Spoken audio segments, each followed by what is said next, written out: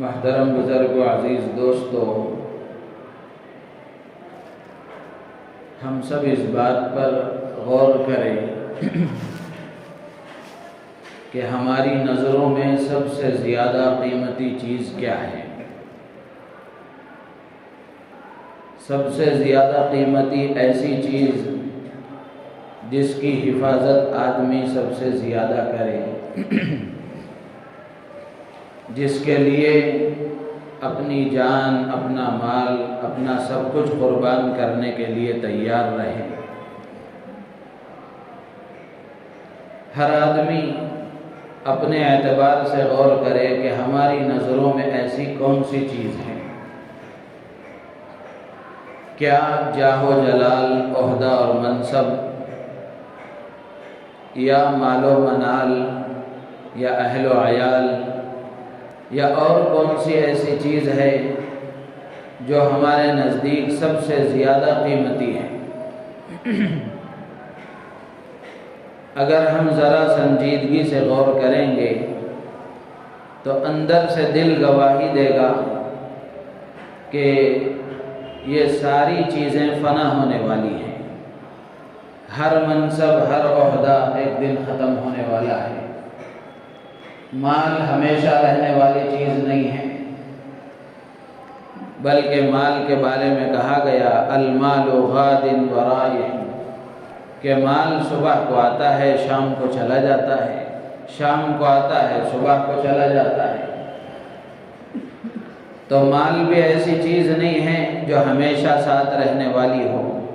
عہدہ بھی ایک نہ ایک دن ختم ہونے والا ہے۔ اہل و عیال کا تعلق، یہ بھی ایک نہ ایک دن ختم ہونے والا ہے۔ رشتہ داروں کا رشتہ، وہ بھی ایک نہ ایک دن ختم ہونے والا ہے۔ تو پھر کون سی چیز ایسی ہے جو سب سے زیادہ، جس کو ہم قیمتی کہیں، جس کے لیے اپنا سب کچھ قربان کرنے کو ہم ضروری سمجھیں؟ تو اگر ہم غور کریں گے تو دل یہ گواہی دے گا، اور قرآن یہ بتاتا ہے، سرکار دو عالم صلی اللہ تعالی علیہ وسلم کی احادیث یہ بتاتی ہیں کہ انسانوں کو اور مسلمانوں کو سب سے زیادہ قیمتی چیز جو دی گئی وہ ایمان ہے۔ ایمان سب سے زیادہ قیمتی چیز ہے، جس کے لیے آدمی اپنا سب کچھ قربان کر سکتا ہے۔ ایمان کتنی قیمتی چیز ہے؟ سرکار دو عالم صلی اللہ تعالی علیہ وسلم نے حدیث میں ارشاد فرمایا، جس کو ایمان کی حلاوت نصیب ہو جاتی ہے وہ آگ میں اپنے آپ کو کودنا پسند کرتا ہے، لیکن ایمان کا چھوڑنا اس کو برداشت نہیں ہوتا۔ ایمان چلا جائے، ایمان اس کے اندر سے ختم ہو جائے، یہ اس کو گوارا نہیں ہوتا، بلکہ جان چلی جائے یہ برداشت ہے، مال تباہ و برباد ہو جائے یہ برداشت ہے، اہل و عیال قربان ہو جائیں یہ برداشت ہے، لیکن ایمان چلا جائے یہ اس کو برداشت نہیں ہوتا۔ اور ایمان ہے بھی ایسی چیز، اللہ کے نبی علیہ السلام نے ایک ایمان والے کی قدر و قیمت جو بیان فرمائی وہ یہ کہ یہ سارا کائنات کا جو نظام ہے اللہ تبارک و تعالی ایک ایمان والے کی بنیاد پر چلاتے ہیں۔ لا تقوم الساعة حتى يقال في الارض اللہ اللہ۔ اللہ کے نبی علیہ السلام فرماتے ہیں جب تک زمین پر ایک بھی اللہ اللہ کہنے والا رہے گا، اللہ کی وحدانیت کو تسلیم کرنے والا رہے گا، اللہ کو ایک ماننے والا رہے گا، اس وقت تک یہ سورج برابر وقت پر نکلے گا، یہ چاند برابر وقت پر نکلے گا، ہوائیں برابر چلیں گی، کائنات کا سارا نظام اللہ تعالیٰ چلائیں گے ایک ایمان والے کی بنیاد پر۔ اور یہ ایمان ہی ہے جس کی وجہ سے آدمی کے اعمال کی قدر و قیمت ہے۔ ایمان والا چھوٹے سے چھوٹا عمل کرتا ہے، اللہ تبارک و تعالیٰ کے یہاں وہ قدر کی نگاہ سے دیکھا جاتا ہے۔ اس کا جتنا اخلاص ہوتا ہے، اللہ پر جتنا یقین ہوتا ہے، جتنے اعتماد اور توکل سے وہ اللہ کی راہ میں اللہ کے لیے اعمال کرتا ہے، اللہ تبارک و تعالیٰ کے ہاں اتنی قدر سے وہ دیکھا جاتا ہے۔ جیسے مثال کے طور پر دنیا میں بہت سارے انسان ایسے ہیں جو اللہ کو نہیں مانتے یا اللہ کو ایک نہیں مانتے، بہت سارے خیر کے کام کرتے ہیں، لیکن ان کے خیر کے کاموں کا کوئی اجر و ثواب ان کو آخرت میں ملنے والا نہیں ہے۔ دنیا میں اللہ تعالیٰ ان کو اس کا بدلہ دے دیں گے، لیکن آخرت میں ان کو اس کا کوئی اجر ملنے والا نہیں ہے۔ وہی ایک ایمان والا ہے، اللہ کو ماننے والا ہے، اللہ کی وحدانیت کو تسلیم کرنے والا ہے۔ وحدانیت کا مطلب اللہ کو ایک ماننے والا ہے۔ اللہ کے بارے میں جو عقیدے رکھنا چاہیے ایک مسلمان کو، وہ صحیح عقیدے رکھنے والا ہے، تو اس کا چھوٹا سا عمل بھی اللہ کے یہاں قبول ہوتا ہے، اور اللہ تعالیٰ دنیا میں اس کے لیے برکتیں عطا فرماتے ہیں، اللہ تعالیٰ آخرت میں اس کو اجر و ثواب عطا فرماتے ہیں۔ تو یہ ایمان ایسی قیمتی شے ہے۔ حضرات صحابہ کرام رضوان اللہ تعالی علیہم اجمعین کی زندگیوں میں ہم دیکھیں، صحابہ نے ایمان قربانیوں سے حاصل کیا تھا، جس کے نتیجے میں ان کے یہاں ایمان کی قدر و قیمت تھی، وہ اس کے لیے ہر طرح کی قربانی دینے کو تیار تھے۔ آج ہم نسل در نسل اسلام اور مسلمان کے حامل ہو گئے، باپ مسلمان، دادا مسلمان، پردادا مسلمان، اس لیے ہم بھی مسلمان۔ اس لیے ایمان و اسلام کی جیسی قدر و قیمت صحابہ کے نزدیک تھی، ویسی قدر و قیمت ہمارے دلوں میں نہیں ہے۔ میرے عزیز و دوست بزرگوں، ہم ایمان کی قدر و قیمت کو نہیں جانتے، لیکن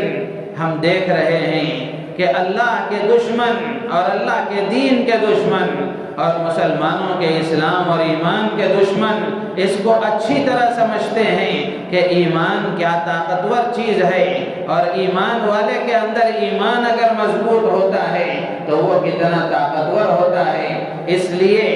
پوری دنیا میں اس بات کی محنتیں ہو رہی ہیں کہ مسلمان کسی طرح ان کا ایمان کھوکھلا ہو جائے، ایمان ان کے اندر سے ختم ہو جائے، ظاہر باقی رہے، ٹوپی رہے گی، جبہ رہے گا، پاجامہ رہے گا، داڑھی رہے گی، ساری چیزیں رہے گی، لیکن ایمان کی جو حقیقت ہے، ایمان کی جو حقیقت ہے،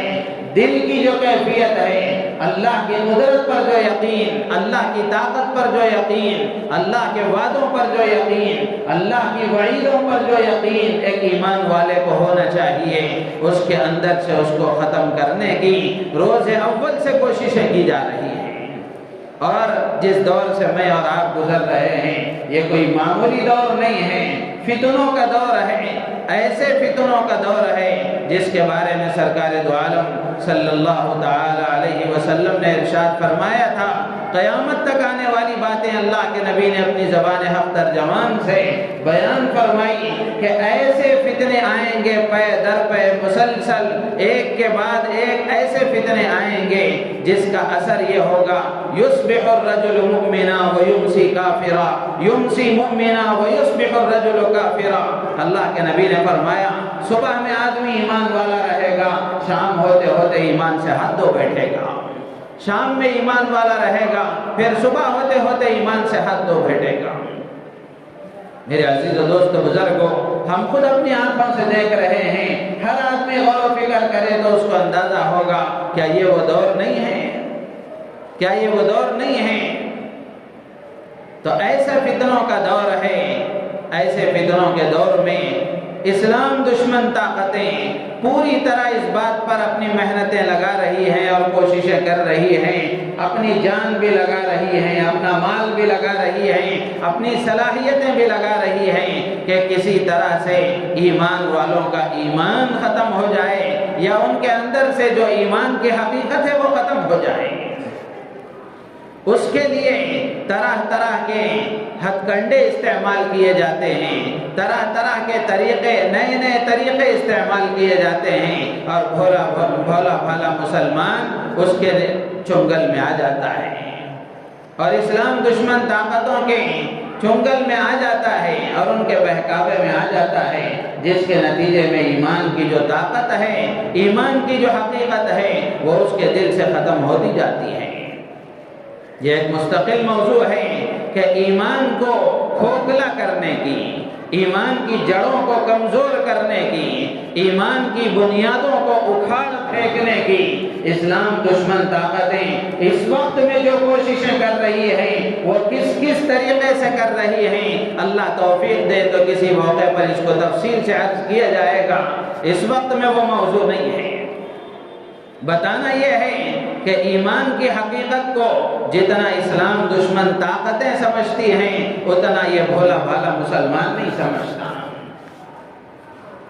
تو میرے عزیز و دوست بزرگوں، یہ اسلام کی حقیقت کو اور ایمان کی حقیقت کو ختم کرنے کے لیے طرح طرح کی رسمیں اور طرح طرح کے تہوار اور طرح طرح کی خوشی کے مواقع اسلام دشمن طاقتوں نے پیش کیے اور بھولا بھالا مسلمان اس کی نظر ہو گیا۔ تو ہماری ذمہ داری بنتی ہے، ایمان کا یہ تقاضا ہے کہ مسلمان اور ہر ایمان والا اپنے ملی تشخص کو برقرار رکھے، اپنی پہچان کو برقرار رکھے، اپنی تہذیب کی حفاظت کرے، اپنے طور طریقوں کی حفاظت کرے، اس لیے کہ وہ قوم ختم ہو جاتی ہے جو اپنے تہذیب کی حفاظت نہیں کرتی، جو اپنی تہذیب کی حفاظت نہیں کرتی۔ اسلام صرف ایک مذہب کا نام نہیں ہے بلکہ اسلام مذہب بھی ہے اور ایک تہذیب بھی ہے، اور ایسی تہذیب ہے جو عین فطرت کے مطابق ہے، عین فطرت کے مطابق ہے۔ تو اس وقت میں مسلمانوں کی بڑی ذمہ داری یہ ہے کہ جہاں مسلمان اپنے مذہب پر مضبوطی کے ساتھ عمل کریں وہیں اپنی تہذیب کی حفاظت کریں،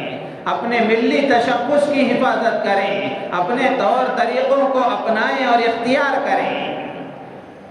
میرے عزیز و دوست بزرگوں، غور کر کے دیکھیں گے تو مسلمانوں کا ایک بڑا طبقہ وہ ہے جس نے اپنی پہچان کو بھلا دیا، نہ چہرہ مسلمانوں جیسا، نہ لباس مسلمانوں جیسا، نہ زندگی گزارنے کا طریقہ مسلمانوں جیسا، نہ کھانے پینے کا طریقہ مسلمانوں جیسا، نہ شادی بیاہ مسلمانوں جیسی، نہ خوشی کے موقع مسلمانوں جیسے، نہ غم کے موقع مسلمانوں جیسے، پھر بھی ہم اپنے آپ کو مسلمان کہہ کر خوش ہیں۔ ہم نے اپنی پہچان بھلا دی۔ میرے عزیز و دوست بزرگوں، اسی کا نتیجہ ہے کہ اسلام دشمن طاقتوں کی تہذیب ہمیں اچھی لگی۔ آج مسلمان نہیں جانتا کہ اسلام میں حضور انور صلی اللہ تعالی علیہ وسلم نے ہمیں لباس کیسا پہننا سکھایا تھا، اسلامی لباس کیا ہے، اسلامی طور طریقہ کیا ہے، آج مسلمان نہیں جانتا۔ مسلمانوں کا ایک بڑا طبقہ وہ ہے جن کا لباس اسلامی نہیں ہے۔ اسی کا اثر ہے کہ جن قوموں کی تہذیب کو اختیار کیا گیا ہے، جن قوموں کا لباس اختیار کیا گیا ہے، اسی تہذیب کا رنگ غالب ہے، اسی تہذیب کا رنگ غالب ہے۔ تو اس لیے ہر ایمان والے کی یہ ذمہ داری ہے، ہر مسلمان کی یہ ذمہ داری ہے، اور ایمان و اسلام کا ایک اہم تقاضا یہ ہے کہ مسلمان اپنی تہذیب کی حفاظت کریں، اپنے طور طریقوں کی حفاظت کریں، زندگی گزارنے کے لیے زندگی کے ہر شعبے میں اسلامی طریقے کو اختیار کرنے کی کوشش کریں، اس لیے کہ کوئی شعبہ زندگی کا ایسا نہیں ہے جس میں سرکار دو عالم صلی اللہ تعالی علیہ وسلم نے ہماری رہبری نہ فرمائی ہو، ہمیں یتیم بنا کر چھوڑ دیا ہو کہ اس میں تو میرا طریقہ ہے، عبادت کا طریقہ تو میں تمہیں بتا کر جا رہا ہوں، لیکن تجارت کرنے کا طریقہ مجھے نہیں معلوم ہے، تم دوسری قوموں کا طریقہ اختیار کر لو، شادی بیاہ کرنے کا طریقہ تو کسی اور قوم کا تم اختیار کر لو، غم کا موقع ہے وہ طریقہ کسی اور کا اختیار کر لو، ایسا نہیں ہے۔ اللہ کے نبی علیہ السلام نے شروع سے لے کر آخر تک زندگی کے ہر شعبے کا، ہر طریقہ، ہر سلیقہ اللہ کے نبی علیہ السلام نے ہمیں بتایا ہے۔ ذمہ داری ہماری بنتی ہے، ذمہ داری ہماری بنتی ہے کہ ہم معلوم کریں، ہر لمحہ ہم معلوم کریں کہ اس موقع پر اسلام ہم سے کیا تقاضا کرتا ہے۔ یہ کام مجھے کرنا ہے تو اس کام کے کرنے کا اسلامی طریقہ کیا ہے؟ لیکن مسلمانوں نے یہ چیز بھلا دی، یہ چیز ختم ہو گئی، جس کے نتیجے میں مسلمان غیروں کے رسم و رواج کو بھی اختیار کرتا آ رہا ہے اور غیروں کے تہوار پر بھی خوشی کا اظہار کر رہا ہے۔ تو ہماری ذمہ داری ہے، نوجوانوں سے بطور خاص عرض کروں گا، ہر مسلمان سے عرض کروں گا، اپنے آپ سے بھی عرض کروں گا کہ ہم میں سے ہر ایک کی اس وقت ذمہ داری ہے کہ ہم ایمان کے اس تقاضے کو سمجھیں اور اپنی تہذیب کی حفاظت کرنے کی کوشش کریں، اپنے ملی تشخص کی حفاظت کرنے کی کوشش کریں، اس لیے کہ ساری دشمن طاقتیں اس بات پر بضد ہیں اور متفق ہیں، متحد ہیں کہ کسی طریقے سے مسلمانوں کے ملی تشخص کو ختم کر دیا جائے، ملی تشخص کو ختم کر دیا جائے، ان کی تہذیب کو ختم کر دیا جائے۔ ہماری ذمہ داری بنتی ہے کہ ہم ایمان کے اس تقاضے کو سمجھتے ہوئے ہم اپنے ملی تشخص کی حفاظت کریں، اپنے طور طریقوں کو اختیار کریں، اسلامی معاشرہ اور اسلامی نظام جو اللہ کے نبی علیہ السلام نے زندگی گزارنے کا جو طریقہ ہمیں بتایا ہے، ہم اس طریقے کو اختیار کریں۔ دوسری قومیں اپنا طریقہ اختیار کرتی ہے، ان کو حق ہے وہ اختیار کریں، ہم دوسروں کو کچھ نہیں کہتے۔ وہ قومیں اپنا تہوار جیسا منائیں ویسا منائیں، وہ اپنی خوشی جیسا منائیں ویسا منائیں، وہ اپنا غم جیسا منائیں ویسا منائیں، ان کو اختیار ہے وہ جو چاہے کریں۔ ہم اللہ کے ماننے والے، اللہ کے نبی علیہ السلام کی رسالت پر یقین رکھنے والا مسلمان، اس کی ذمہ داری یہ ہے کہ وہ ہر لمحہ اپنی توجہ اللہ کی طرف رکھیں، اپنی توجہ رسول اللہ کی طرف رکھیں، اسلامی نظام کو معلوم کریں۔ ہر لمحہ ہماری ذمہ داری بنتی ہے کہ ہم اپنے طور طریقوں کو معلوم کر کے اسلامی طریقے کو اختیار کرنے کی کوشش کریں۔ اور جس ملک میں ہم رہ رہے ہیں، اس ملک کے قانون نے ہر مقام کو اجازت دی ہے اور ہمیں بھی اس بات کی اجازت دی ہے کہ ہم اپنے دین پر باقی رہ سکتے ہیں، اپنے دین کے مطابق عمل کر سکتے ہیں اور کسی کو اس پر روکنے ٹوکنے کا اختیار نہیں ہے۔ ہم دوسروں کو نہیں روکیں گے ٹوکیں گے اور دوسرے کو اختیار نہیں ہے کہ وہ ہماری شریعت پر انگلی اٹھائے، ہمارے نظام پر انگلی اٹھائے۔ میرے عزیز و دوستو بزرگو، یہ حقیقت ہے، یہ حقیقت ہے اور کڑوی حقیقت ہے، ہمیں تسلیم کرنا پڑے گا۔ دوسروں نے ہماری شریعت کی طرف، دوسروں نے ہمارے طور طریقوں کی طرف اسی وقت انگلی اٹھایا ہے جب ہم نے اپنے طور طریقوں کو چھوڑ دیا ہے، جب ہم خود اپنے طور طریقوں کو چھوڑنے کے لیے تیار ہیں، جب ہم نے خود اپنے نظام کو چھوڑ دیا، اپنی تہذیب کو ہم بھول گئے، اپنی شریعت کو ہم نے پیٹھ پیچھے ڈال دیا، تب دوسروں نے ہماری شریعت کی طرف نگاہ اٹھائی ہے۔ اگر ہم اپنی شریعت پر مضبوطی کے ساتھ عمل کر رہے ہوتے، اپنی تہذیب پر مکمل طریقے سے عمل کر رہے ہوتے، یہ تہذیب وہ تہذیب ہے جو انسان کی فطرت کے مطابق ہے، اگر ہم صحیح طریقے سے اس پر عمل کر رہے ہوتے، دنیا انسانیت کو یہ تہذیب اپیل کرتی کہ اس سے اچھی کوئی تہذیب دنیا میں ہو نہیں سکتی۔ تو اس لیے میرے عزیز و دوست بزرگو، یہ بنیادی بات ہے جو ہمیں اس وقت میں اپنے ذہن میں رکھنا ہے کہ ایمان سب سے بڑی نعمت ہے، سب سے قیمتی چیز ہے جو اللہ نے ہمیں عطا فرمائی ہے، اس کی حفاظت ہماری ذمہ داری ہے، اس کے قیمتی ہونے کا احساس ہمارے اندر زندہ رہے، ہمیشہ جاویدہ رہے، اس کی کوشش کرنا ہماری ذمہ داری ہے۔ اور ایمان کا جو تقاضا ہے کہ اپنی تہذیب، اپنے طور طریقے، اپنی خوشی کا طریقہ، اپنے غم کا طریقہ جو ہماری شریعت نے ہمیں بتایا ہے، ہم اس پر کاربند رہیں، پابند رہیں، اس پر عمل کریں، اپنے ملی تشخص کی حفاظت کریں۔ یہ ابتدائی باتیں میں نے اس لیے عرض کی ہیں کہ اب 25 دسمبر آنے والا ہے، آج 22 دسمبر ہے، 3 دن کے بعد 25 دسمبر آئے گا، تو یہ 25 دسمبر کا جو دن ہے، اس میں عیسائی دنیا اس کو حضرت عیسیٰ علیہ السلام کی ولادت کے طور پر مناتی ہے۔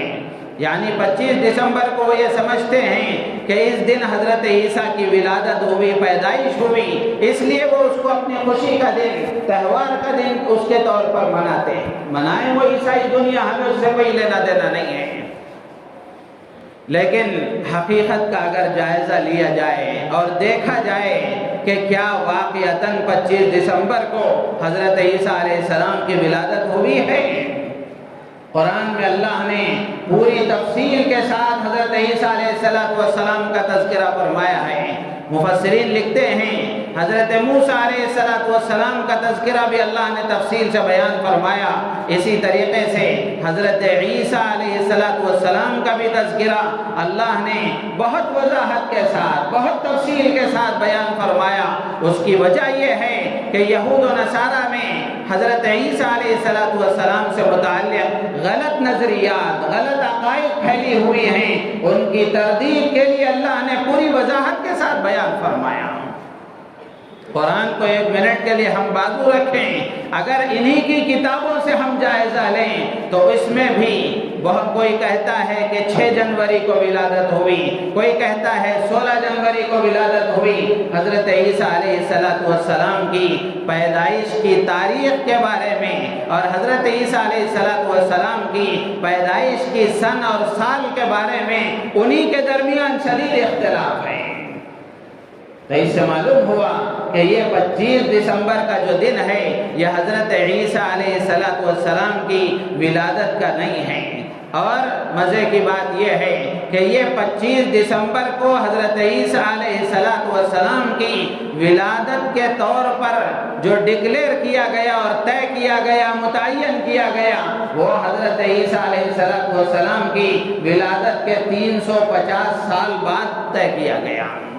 اس کے بعد کسی نے بیٹھ کر طے کیا کہ حضرت عیسیٰ علیہ السلام کی ولادت 25 دسمبر کو ہوئی، اور عیسائی دنیا میں باوجود یہ کہ 25 دسمبر کا دن سال کے پورے دنوں میں سب سے چھوٹا دن ہوتا ہے، لیکن وہ اس کو سب سے بڑا دن کہتے ہیں۔ وہ کہیں ان کو اختیار ہے، ہمیں کوئی منع نہیں، ہمیں اس سے کوئی لینا دینا نہیں ہے۔ تو حضرت عیسیٰ علیہ السلام کی ولادت کے بارے میں ان کا یہ خیال ہے اور وہ اس کو اپنے تہوار کا دن کے طور پر مناتے ہیں۔ حضرت مفتی تقی عثمانی صاحب دامت برکاتہم نے لکھا ہے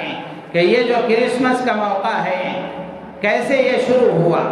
ورنہ پہلے یہ نہیں تھا کہ حضرت عیسیٰ علیہ السلام کی ولادت کا جشن 25 دسمبر کو منایا جاتا تھا، ایسا پہلے نہیں تھا۔ بعد میں یہ شروع ہوا، حضرت عیسیٰ علیہ السلام کی ولادت کے 350 سال بعد شروع ہوا۔ لیکن جس وقت شروع ہوا تھا اس وقت میں اور آج کے منانے میں زمین آسمان کا فرق ہے۔ موجودہ صورتحال کچھ اور ہے اور جس وقت شروع ہوا تھا اس وقت کی صورتحال کچھ اور ہے۔ حضرت نے بڑی تفصیل سے لکھا ہے کہ پہلے یہ ہوتا تھا کہ 25 دسمبر کا دن آتا تو سارے عیسائی جمع ہوتے اور ایک پادری ان کے درمیان میں کھڑا ہوتا، کھڑے ہو کر حضرت عیسیٰ علیہ السلام کی تعلیمات ان کے سامنے بیان کرتا۔ گھنٹہ، 1.5 گھنٹہ، آدھا گھنٹہ، جتنا وقت ہو، وہ عیسائی پادری ان کے سامنے حضرت عیسیٰ علیہ السلام کی تعلیمات کو بیان کرتا۔ پھر اس کے بعد میں دعا پر وہ مجلس ختم ہو جاتی۔ 25 دسمبر کو حضرت عیسیٰ علیہ السلام کی ولادت پر خوشی کے اظہار کا سب سے پہلے یہ طریقہ شروع کیا گیا۔ بعد میں ان لوگوں نے دیکھا کہ حضرت عیسیٰ علیہ السلام کی ولادت کے اس دن میں ایک خوشی تو منائی جا رہی ہے اور ایک پادری کھڑے ہو کر تقریر کرتا ہے، پھر اس کے بعد میں دعا پر مجلس ختم ہو جاتی ہے، تو یہ سوکھا پن جس کی وجہ سے نوجوان اس میں شریک نہیں ہوتے، شوقین قسم کے لوگ اس میں شریک نہیں ہو رہے ہیں، تو بعد میں یہ طے کیا گیا کہ صرف اس تقریر پر اکتفا نہیں کرنا چاہیے بلکہ اس میں میوزک کو بھی شامل کر لینا چاہیے۔ تو بعد میں یہ ہوا کہ موسیقی اور میوزک کو اس میں شامل کیا گیا کہ تقریر کے ساتھ ساتھ موسیقی میں نظمیں سنائی جانے لگی۔ پھر کچھ دن کے بعد انہوں نے دیکھا کہ اب بھی جیسے خاطر خواہ نوجوانوں کو اس میں شریک ہونا چاہیے، شوقین قسم کے لوگوں کو اس میں شریک ہونا چاہیے، اب بھی وہ نہیں ہو رہے ہیں، تو بعد میں پھر اس میں ناچ گانا شروع کیا گیا، ناچ گانا شروع کیا گیا۔ پھر دیکھا کہ اب بھی وہ خاطر خواہ فائدہ حاصل نہیں ہو رہا ہے، تو پھر اس میں ناچ گانے کے ساتھ ساتھ ہنسی مذاق کی محفلیں اور کھیل تماشے کی مجلسیں اس میں سجائی جانے لگی۔ تو اس طرح اس میں تبدیلی ہوتے ہوتے الگ الگ چیزوں کو اس میں ایڈ کرتے کرتے کرتے اب جو صورتحال ہے وہ صورتحال یہ ہے کہ 25 دسمبر کو جتنی بے حیائی ہوتی ہے پورے سال میں اتنی بے حیائی نہیں ہوتی، جتنی شراب پی جاتی ہے پورے سال میں اتنی شراب پی نہیں جاتی، جتنے 25 دسمبر کو جتنی عورتوں کی عزتیں لوٹی جاتی ہیں اتنا پورے سال میں یہ کام نہیں ہوتا۔ میرے عزیز دوست بزرگوں، یہ دوسرے لوگ کریں تو کریں، لیکن افسوس کی بات یہ ہے کہ ایسے موقع پر ہمارے مسلمان بھی اس میں شریک ہوتے ہیں، ایسے ہمارے مسلمان بھی اس میں شریک ہوتے ہیں۔ یہ افسوس کی بات ہے۔ ایسے موقع پر ہماری ذمہ داری بنتی ہے کہ ہم اپنے ایمان والا ہونے کا ثبوت دیں، اپنے دل سے پوچھیں کیا ایسی گندی محفلوں میں شریک ہونا ہمارے لیے جائز ہو سکتا ہے؟ کیا ہمارا ایمان اس کی اجازت دے سکتا ہے؟ ہر آدمی اپنے اعتبار سے غور کر کے دیکھے۔ تو اس لیے ہماری ذمہ داری بنتی ہے کہ ایسے موقع پر اپنے آپ کو اس سے دور رکھیں۔ یہ ایک ان کا اپنا خاص مذہبی شعار ہے، ان کا خاص مذہبی تہوار ہے، اس میں شریک ہونا، اس میں کسی طرح کی اپنی شرکت وہ ہمارے لیے جائز نہیں ہے۔ کسی طرح سے بھی اس میں ہمارا شریک ہونا، اس کی گنجائش بالکل اسلام میں نہیں ہے۔ اس پر خوشی کا اظہار کرنا یا ان کو اس پر مبارکباد دینا، اس کی کوئی گنجائش نہیں ہے۔ اس پر خوشی کا اظہار کرنا، اس پر مبارکباد دینے کا مطلب یہ ہوا، جیسے میں نے پہلے عرض کیا کہ 25 دسمبر کو ان کا عقیدہ یہ ہے کہ اس دن اللہ کا بیٹا حضرت عیسیٰ پیدا ہوئے ہیں، نعوذ باللہ من ذالک۔ تو اب ہم مبارکباد دے رہے ہیں ان کو، تو گویا مبارکباد اس بات پر دی جا رہی ہے، خوشی کا اظہار اس بات پر کیا جا رہا ہے کہ نعوذ باللہ من ذالک، اس دن اللہ کے یہاں بیٹا پیدا ہوا۔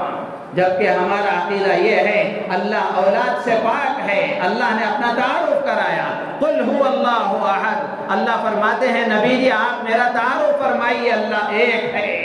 احد کہتے ہیں عربی میں، ایک لفظ احد بھی آتا ہے، ایک لفظ واحد بھی آتا ہے۔ اللہ نے یہاں واحد نہیں فرمایا، احد فرمایا۔ واحد کہتے ہیں کہ جس کا دوسرا ہو سکتا ہے، احد کہتے ہیں جس کا دوسرا نہیں ہو سکتا۔ تو اللہ نے اپنے تعارف میں واحد نہیں فرمایا بلکہ احد فرمایا، قل هو اللہ احد، کہ اے نبی جی آپ اعلان کر دیجئے اللہ ایسا اکیلا اور یکتا ہے جس کا کوئی دوسرا نہیں ہو سکتا۔ اللہ الصمد، اللہ بے نیاز ہے،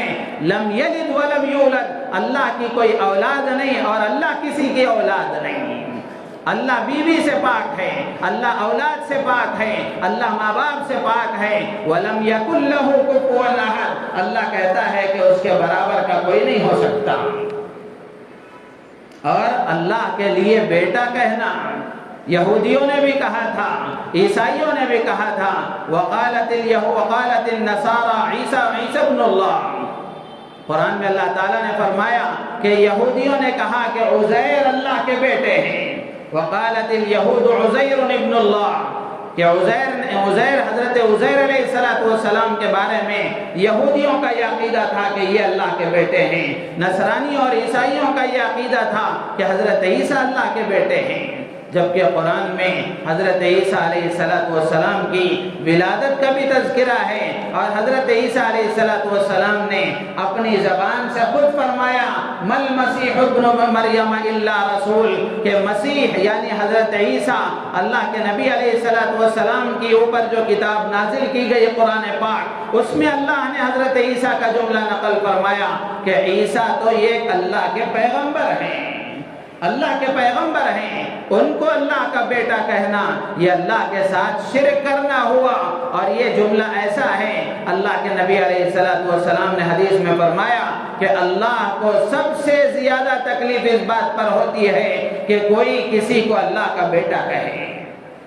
کوئی کسی کو اللہ کا بیٹا کہے، اس بات پر اللہ کو سب سے زیادہ تکلیف ہوتی ہے۔ اور قرآن میں اللہ نے فرمایا وَقَالُوا اتَّخَذَ الرَّحْمَنُ وَلَدًا لَقَدْ جِئْتُمْ شَيْئًا إِدًّا۔ اللہ فرماتے ہیں کہ ان لوگوں نے کسی کو اللہ کا بیٹا قرار دیا ہے، اللہ کے لیے اولاد وہ تسلیم کرتے ہیں۔ اللہ فرماتے ہیں یہ اتنی بھیانک بات ہے کہ آسمان پھٹ پڑیں گے، زمین پھٹ جائے گی، اور اگر اس کی سنگینی کو دیکھا جائے تو پہاڑ اپنی جگہ سے اکھڑ جائیں گے۔ اور قرآن میں دوسری جگہ اللہ نے فرمایا کبرت تخرج من افواہہم، کہ یہ بھیانک جملہ جو ان کی زبانوں سے نکل رہا ہے، اللہ فرماتے ہیں ان یقولون الا کذبا، یہ اپنی زبان سے جھوٹ کہتے ہیں، یہ اپنی زبان سے جھوٹ کہتے ہیں۔ تو اس لیے کہنے والا کوئی کہے اپنے مذہب کے مطابق، وہ اس کو اختیار ہے۔ جس ملک میں ہم رہ رہے ہیں ہر مذہب والے کو اپنے مذہب پر عمل کرنے کا اختیار ہے، وہ کہیں، وہ خوشی منائیں، وہ جیسا چاہیں کریں، ان کو اختیار ہے، اس سے ہمیں کوئی لینا دینا نہیں ہے۔ ہم مسلمانوں سے عرض کر رہے ہیں کہ آپ ایک مذہب کے ماننے والے ہیں، آپ اللہ کو ماننے والے ہیں، اللہ کے نبی کے ماننے والے ہیں۔ ہر مسلمان کو ہر لمحہ یہ خیال رکھنا چاہیے کہ میں مسلمان ہوں، اللہ کو ماننے والا ہوں، اللہ کے نبی کی رسالت کو تسلیم کرنے والا ہوں۔ کوئی کام میں ایسا نہیں کر سکتا جو اللہ کے حکم کے خلاف ہو، اللہ کے نبی کی شریعت کے خلاف ہو۔ یہ ہر مسلمان کے اسلام کا تقاضا ہے اور ایمان کا تقاضا ہے۔ تو ایسے موقع پر یہ 25 دسمبر کو خوشی کا اظہار کرنا، ان محفلوں میں شریک ہو کر خود بھی شوقی بازی کرنا، اس کی کسی طرح سے گنجائش نہیں ہے۔ اس سے دور رہنا علماء نے لکھا ہے کہ ہر آدمی کے لیے فرض ہے۔ تو اس لیے ہماری ذمہ داری ہے کہ ایسے موقع پر ہم اس بات کی کوشش کریں، ہم اپنے نوجوانوں کو خاص طور سے ان کو سمجھائیں کہ جس طرح کی بے راہ روی، جس طرح کی دین بیزاری اسلام دشمن طاقتوں نے محنت کر کے ہمارے نوجوانوں میں پیدا کی ہے، جس کا اثر ہم اپنی نوجوان نسل میں دیکھ رہے ہیں، اب ہم میں سے ہر ایک کی ذمہ داری بنتی ہے، خاص طور سے ماں باپ کی ذمہ داری یہ ہے کہ ماں باپ اپنی اولاد کی تربیت کی فکر کریں، ان کو دین سکھانا ماں باپ کی ذمہ داری ہے۔ امام غزالی رحمۃ اللہ علیہ نے لکھا ہے کہ اولاد اللہ کی نعمت بھی ہے، اللہ کی امانت بھی ہے۔ نعمت ہونے کا تقاضا یہ ہے کہ اس پر خوشی کا اظہار کیا جائے، اس پر تو سب عمل کرتے ہیں، بیٹا ہوتا ہے، بیٹی ہوتی ہے، شادی کے بعد اولاد ہوتی ہے تو میاں بیوی کو بھی خوشی ہوتی ہے، ماں باپ کو بھی خوشی ہوتی ہے، خاندان کے افراد کو بھی خوشی ہوتی ہے اور خوشی کا اظہار بھی کیا جاتا ہے۔ دوسرے پہلو کو نظر انداز کر دیا جاتا ہے۔ دوسرا پہلو یہ ہے کہ اولاد جہاں اللہ کی نعمت ہے وہیں اللہ کی امانت بھی ہے۔ امانت ہونے کا تقاضا یہ ہے کہ یہ اللہ کا بندہ ہے تو اس کو اللہ کا تعارف کرایا جائے، اس کو اللہ کی پہچان کرائی جائے، اللہ کی عظمت اس کے دلوں میں بٹھائی جائے، نبی رحمت صلی اللہ تعالی علیہ وسلم کی محبت اس کے دلوں میں بٹھائی جائے۔ تو ہم میں سے ہر ایک کی ذمہ داری بنتی ہے کہ ہم اپنے نوجوانوں کی فکر کریں، ان کے اندر دین کا مزاج پیدا کرنے کی کوشش کریں۔ ماں باپ کی بڑی ذمہ داری ہے اور محلے کے بڑے افراد کی ذمہ داری ہے کہ وہ اپنے نوجوانوں کی فکر کریں، اس طرح کی غلط رسموں میں ان کے شریک ہونے سے ان کو بچانے کی کوشش کریں، اس لیے کہ جس دور سے ہم گزر رہے ہیں یہ دور بڑا فتنوں کا دور ہے۔ اس میں اپنے ایمان کی حفاظت کرنا، اپنے بیوی بچوں کے ایمان کی حفاظت کرنا، اپنے پڑوسیوں کے ایمان کی حفاظت کرنا، یہ ہم میں سے ہر ایک کی ذمہ داری ہے۔ ہم اللہ کے نبی کے امتی ہیں، ختم نبوت کا صدقہ اور ختم نبوت کی بدولت ہم سب پر یہ ذمہ داری عائد ہوتی ہے کہ ہر مسلمان اپنے اعتبار سے وہ اس کی کوشش کرے کہ خود بھی دین پر باقی رہے، اپنی اولاد کو بھی دین پر باقی رکھنے کی کوشش کرے، اور جہاں تک وہ محنت کر سکتا ہے، جتنوں پر وہ کوشش کر سکتا ہے، وہ کوشش کر کے ان کو دین پر باقی رکھنے کی اور دین پر ان کو ترقی کرنے کی پوری فکر کرنے کی کوشش کریں۔ حضرت عیسیٰ علیہ السلام کی بات آ گئی تو ایک بات عرض کر کے میں اپنی بات ختم کروں گا کہ حضرت عیسیٰ علیہ السلام کے بارے میں مجھے اور آپ کو کیا عقیدہ رکھنا چاہیے، یہ ہمارے عقیدے سے تعلق رکھنے والی چیز ہے،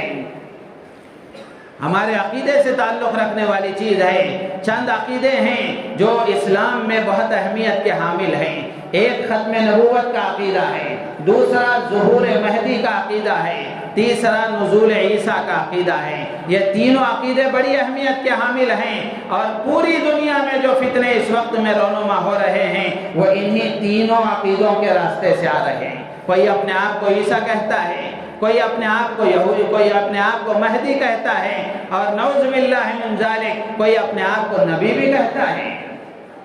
جبکہ اللہ کے نبی علیہ السلام نے صاف فرما دیا تھا۔ یہ بات آپ غور سے سنیں، خاص طور سے سوشل میڈیا استعمال کرنے والے نوجوانوں سے میں عرض کروں گا، آخر میں یہ بات اس لیے عرض کر رہا ہوں کہ مسلمانوں کا مزاج ایسا بن گیا کہ دین کی محفلوں میں بیٹھنے کے لیے وہ تیار نہیں ہیں۔ جمعے کا ایک موقع بیان کا ہوتا ہے، اس میں بھی آخر میں آنے کا مزاج ہے، میں نے بارہا آپ سے درخواست کی ہے، یہ بیان کوئی رسم نہیں ہے، کوئی ایک آدمی بیٹھ کر 1 گھنٹہ، آدھا گھنٹہ، پونا گھنٹہ بیٹھ کر کچھ وقت گزاری کر لے، پھر اس کے بعد خطبہ ہو، نماز ہو، چلے جائیں۔ میرے عزیز و دوستو بزرگوں، یہ بڑی ذمہ داری کے ساتھ باتیں عرض کی جاتی ہیں اور وقت کی ضرورت کی بات عرض کی جاتی ہے، اس لیے اس کی اہمیت کو اپنے دل میں پیدا کرتے ہوئے نوجوانوں سے بطور خاص عرض کروں گا کہ نوجوان پہلی صف میں آنے کی کوشش کریں اور 1 بجے سے پہلے آ کر کے اس میں شریک ہونے کی کوشش کریں۔ آپ آئیں گے، بیٹھیں گے، نوجوان ہمارا مستقبل ہے، قوم کا مستقبل ہے، انہی پر قوم کی ترقی اور تنزل کا موقوف ہے اور اس کا معیار ہے۔ تو اس لیے ہماری گزارش ہے کہ نوجوان خاص طور سے شروع میں آنے کی کوشش کریں۔ تو میں یہ عرض کر رہا تھا ختم نبوت کا عقیدہ، ختم نبوت کا مطلب یہ ہے کہ اللہ کے نبی علیہ السلام آخری نبی ہیں، آپ کے بعد کوئی نبی آنے والا نہیں ہے، کوئی نیا نبی نہیں آئے گا۔ اگر کوئی نبوت کا دعویٰ کرتا ہے تو اس کے بارے میں ہمارا یقین یہ ہونا چاہیے اور اول وہلہ میں ہمیں یہ کہنا چاہیے کہ یہ جھوٹا ہے۔ امام ابو حنیفہ رحمۃ اللہ علیہ نے فرمایا، اگر کوئی آدمی نبوت کا دعویٰ کرتا ہے اور اگر کوئی اس سے نبوت کا دعویٰ کرنے پر کہ تم نبی ہو تو تمہاری نبوت پر کیا دلیل ہے، دلیل پوچھنے والے کے بارے میں بھی امام ابو حنیفہ فرماتے ہیں دلیل پوچھنے والا بھی کافر ہے، دلیل پوچھنے والا بھی کافر ہے، اس لیے کہ یہ بات اٹل ہے، مضبوط ہے، پکی ہے کہ اللہ کے نبی کے بعد کوئی نبی آ نہیں سکتا نیا، تو پھر کوئی دعویٰ کرے تو اس کے جھوٹا ہونے میں کیا تردد ہے، اس سے دلیل پوچھنے کا کیا مطلب ہے؟ تو اس لیے فوراً کہنا چاہیے یہ جھوٹا ہے۔ تو ایک عقیدہ یہ ہوا نزول عیسیٰ، حضرت عیسیٰ علیہ السلام کا نازل ہونا، یعنی حضرت عیسیٰ علیہ السلام کے بارے میں ہمارا عقیدہ یہ ہے کہ حضرت عیسیٰ علیہ السلام کو اللہ نے آسمانوں پر اٹھا لیا ہے۔ قیامت کے قریب میں جب دجال ظاہر ہوگا، حضرت عیسیٰ علیہ السلام آسمانوں سے فرشتوں کے سہارے اتریں گے، فجر کی نماز کا وقت ہوگا، اذان ہو چکی ہوگی، جماعت کے کھڑے ہونے کا وقت ہوگا، اقامت بھی کہی جا چکی ہوگی، دمشق کی جامع مسجد ہوگی، فرشتوں کے سہارے مینار پر حضرت عیسیٰ علیہ السلام کا نزول ہوگا، پھر آپ مسجد میں اندر آئیں گے اور حضرت امام مہدی جب دیکھیں گے کہ حضرت عیسیٰ تشریف لائے ہیں، ان سے گزارش کریں گے کہ آپ امامت فرمائیں، لیکن حضرت عیسیٰ کہیں گے آپ ہی امامت فرمائیں، تو حضرت امام مہدی کی امامت میں حضرت عیسیٰ علیہ السلام نماز ادا فرمائیں گے، پھر اس کے بعد حضرت عیسیٰ علیہ السلام اور حضرت امام مہدی رضی اللہ تعالیٰ عنہ ان دونوں کی قیادت میں یہ دونوں دجال کے فتنے کا خاتمہ کریں گے۔ تو حضرت عیسیٰ علیہ السلام کے بارے میں یہ عقیدہ ہمارا ہونا چاہیے۔ اگر کوئی دوسرا اٹھ کر کہے میں عیسیٰ ہوں تو اس کو کہنا چاہیے عیسیٰ تو بغیر باپ کے پیدا ہوئے تھے، آپ کا پورا بایو ڈیٹا محفوظ ہے، آپ فلاں کے بیٹے ہیں، آپ کے باپ فلاں کے بیٹے ہیں، تو آپ عیسیٰ کیسے ہو سکتے ہیں؟ تو یہ ساری علامتیں حدیث میں اللہ کے نبی نے بیان فرما دی۔ تیسرا عقیدہ ہے حضرت مہدی علیہ السلام کے بارے میں، ظہور مہدی کا، کہ قیامت کے قریب میں اللہ کے نبی نے فرمایا کہ حضرت مہدی ظاہر ہوں گے، اور ان کے بارے میں اللہ کے نبی نے فرمایا ان کا نام میرے نام جیسا ہوگا، ان کے والد کا نام میرے والد کے نام جیسا ہوگا، ان کی والدہ کا نام میری والدہ کے نام جیسا ہوگا، یعنی ان کا نام محمد ہوگا، ان کے والد کا نام عبداللہ ہوگا، ان کی والدہ کا نام آمینہ ہوگا۔ اگر کوئی اس وقت میں کھڑے ہو کر کہے کہ میں مہدی ہوں تو اس کو کہنا چاہیے آپ کے والد کا نام کچھ اور ہے، آپ کا نام کچھ اور ہے۔ اور حضرت مہدی علیہ السلام کے بارے میں اللہ کے نبی نے جو علامتیں بیان فرمائی، ان علامتوں میں سے ایک علامت بھی آپ کے اندر پائی نہیں جاتی۔ جیسے اس وقت میں شکیل بن حنیف ایک آدمی ہے، بہار میں پیدا ہوا، وہ کہتا ہے کہ میں مہدی ہوں۔ اللہ کے نبی نے فرمایا کہ امام مہدی مدینے میں آئیں گے، یہ اورنگ آباد میں بیٹھا ہوا ہے۔ تو میرے عزیز و دوست بزرگوں، یہ تین عقیدے آپ اچھی طرح ذہن میں رکھیں۔ انہی عقیدوں کے راستوں سے سوشل میڈیا کے ذریعے سے فتنے پھیلائے جا رہے ہیں۔ وقت زیادہ ہو گیا، میں نے اس لیے عرض کیا کہ یہ اس وقت کی سب سے سخت ضرورت ہے، سب سے سخت ضرورت ہے۔ ہر نوجوان کو ان عقیدوں کے بارے میں معلومات ہونی چاہیے۔ اللہ تعالیٰ سے دعا ہے اللہ تعالیٰ ہم سب کو ان باتوں پر عمل کی توفیق عطا فرمائے، ہماری نیتوں میں اخلاص پیدا فرمائے۔ آمین۔ وآخر دعوانا الحمد